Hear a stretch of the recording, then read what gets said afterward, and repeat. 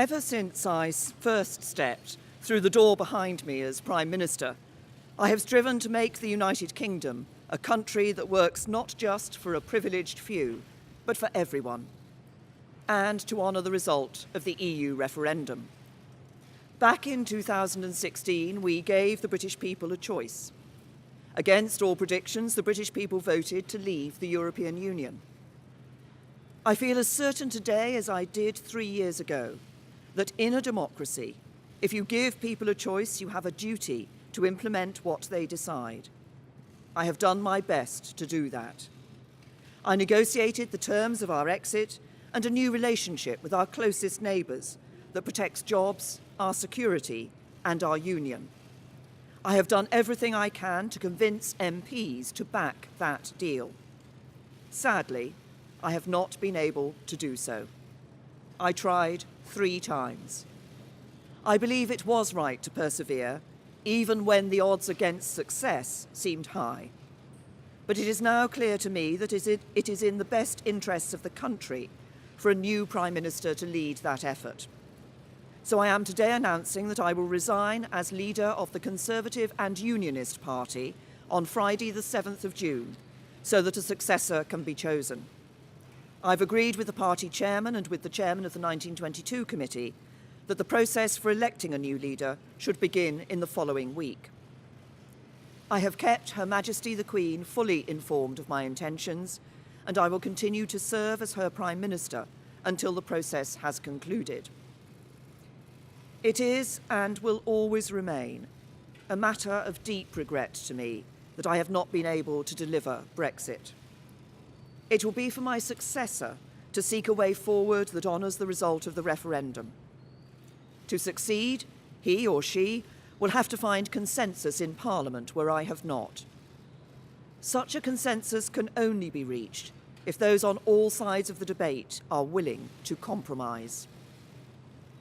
For many years, the great humanitarian Sir Nicholas Winton, who saved the lives of hundreds of children by arranging their evacuation from Nazi-occupied Czechoslovakia through the Kinder transport, was my constituent in Maidenhead. At another time of political controversy, a few years before his death, he took me to one side at a local event and gave me a piece of advice. He said, "Never forget that compromise is not a dirty word. Life depends on compromise." He was right.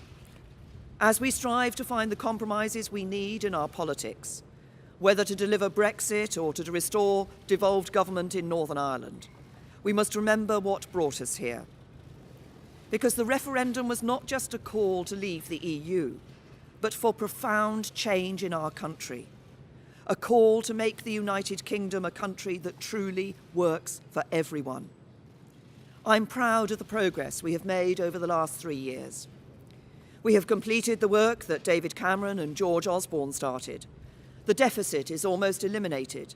Our national debt is falling, and we are bringing an end to austerity. My focus has been on ensuring that the good jobs of the future will be created in communities across the whole country, not just in London and the South East, through our modern industrial strategy. We have helped more people than ever enjoy the security of a job. We are building more homes and helping first-time buyers onto the housing ladder, so young people can enjoy the opportunities their parents did. And we are protecting the environment, eliminating plastic waste, tackling climate change, and improving air quality. This is what a decent, moderate, and patriotic Conservative government, on the common ground of British politics, can achieve, even as we tackle the biggest peacetime challenge any government has faced. I know that the Conservative Party can renew itself in the years ahead, that we can deliver Brexit and serve the British people with policies inspired by our values. Security, freedom, and opportunity. Those values have guided me throughout my career. But the unique privilege of this office is to use this platform to give a voice to the voiceless, to fight the burning injustices that still scar our society. That is why I put proper funding for mental health at the heart of our NHS long-term plan. It's why I'm ending the postcode lottery for survivors of domestic abuse.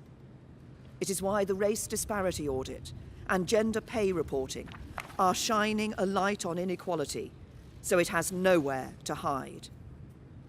And it is why I set up the independent public inquiry into the tragedy at Grenfell Tower, to search for the truth, so nothing like it can ever happen again, and so the people who lost their lives that night are never forgotten. Because this country is a union, not just a family of 4 nations, but a union of people, all of us. Whatever our background, the colour of our skin, or who we love, we stand together, and together we have a great future. Our politics may be under strain, but there is so much that is good about this country, so much to be proud of, so much to be optimistic about. I will shortly leave the job that it has been the honour of my life to hold. The second female Prime Minister, but certainly not the last. I do so with no ill will, but with enormous and enduring gratitude to have had the opportunity to serve the country I love.